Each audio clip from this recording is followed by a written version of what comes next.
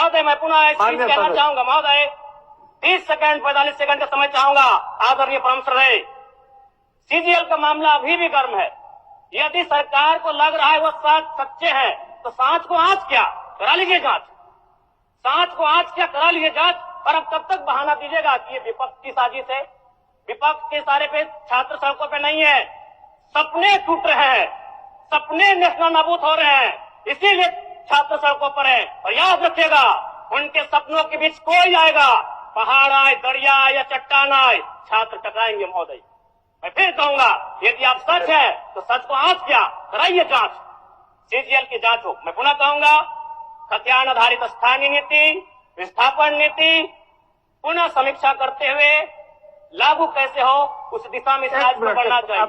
महोदय, यदि वास्तव में मैया सम्मान की राशि 2500 रुपए सम्मान है तो मैं चाहूंगा हम लोग एक सार्थक दिशा में बढ़िया महोदय।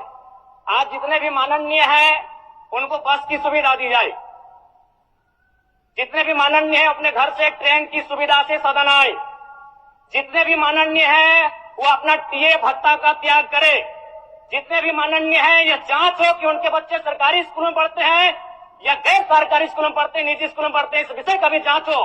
अगर उसमें अगर कसौटी में उतरते हैं हम कहेंगे ये मैया सम्मान योजना है, और नहीं तो इसे केवल और केवल जिस सपने के साथ ये राज्य अलग हुआ था वो सपना कहीं ना कहीं अधूरा होगा महोदय। 2500 रुपया सम्मान की कसौटी नहीं होगा।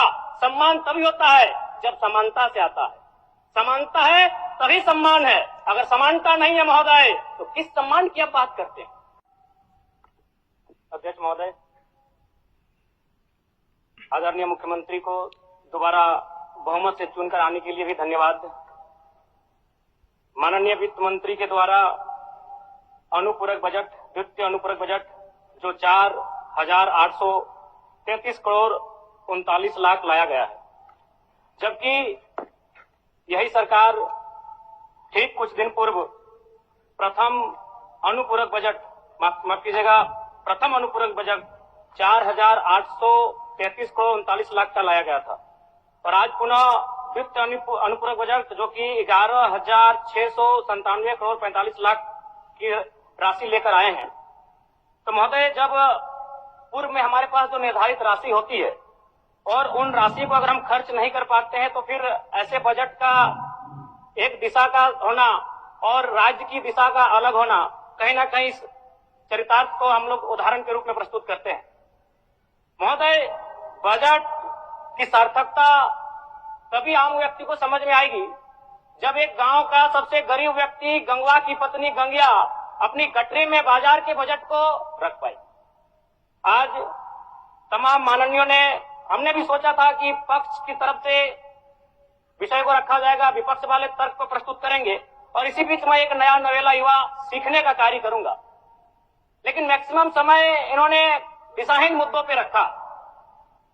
तो मैं, चूंकि मैया सम्मान योजना मूल बिंदु रही, केंद्र बिंदु रही, किसी ने उसे सम्मान कहा, नारियों का सम्मान कहा, महिलाओं का सम्मान कहा, हम लोग भी महिलाओं के सम्मान के पक्षधर हैं। हमारे एक भाई कह रहे थे कि 2500 रुपए की राशि जब एक स्कूल कॉलेज में पढ़ने वाली बहन को दिया जाएगा तो उससे वो स्कूल कॉलेज कागज, कॉपी, कलम की सामग्री लेगी। मैं कहना चाहूंगा, अगर आप उसे स्कूल कॉलेज जाने से पहले अगर 2500 रुपए देंगे तो उसे आप निकम्मा और आलसी बनाएंगे। यदि आपको उस राशि को देना है तो उसके स्कूल कॉलेज जाने के बाद दीजिए, स्कॉलरशिप के रूप में दीजिए। मैं आज पुनः कहूंगा, क्योंकि आप सत्ता पक्ष में हैं, आप संभवतः अपने इस विषय को बचाएंगे, आप अपना पक्ष रखेंगे कि आपने मैया सम्मान योजना एक महान कार्य किया है। लेकिन मैं फिर कहूंगा, 18 साल, 25 साल, 30 साल की लड़कियों को जो आप फ्री में 2500 रुपए दे रहे हैं, आप उनकी प्रतिभा को हनन कर रहे हैं, आप उनकी प्रतिभा को नकारात्मक दिशा में ले जाने कार्य कर रहे हैं महोदय। मैं इसे आप स्कॉलरशिप का रूप दीजिए।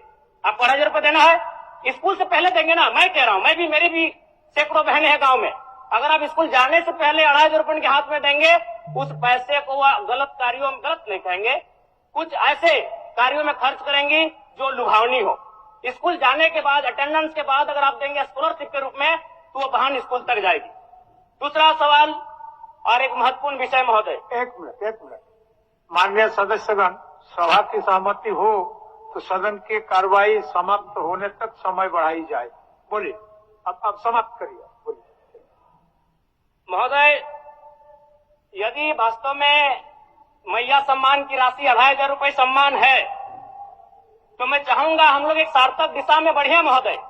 आज जितने भी माननीय हैं उनको बस की सुविधा दी जाए, जितने भी माननीय हैं अपने घर से ट्रेन की सुविधा से सदन आए, जितने भी माननीय हैं वो अपना टीए भत्ता का त्याग करे, जितने भी माननीय हैं यह जांच हो कि उनके बच्चे सरकारी स्कूलों में पढ़ते हैं या गैर सरकारी स्कूलों में पढ़ते हैं, निजी स्कूलों में पढ़ते हैं, इस विषय का भी जांच हो।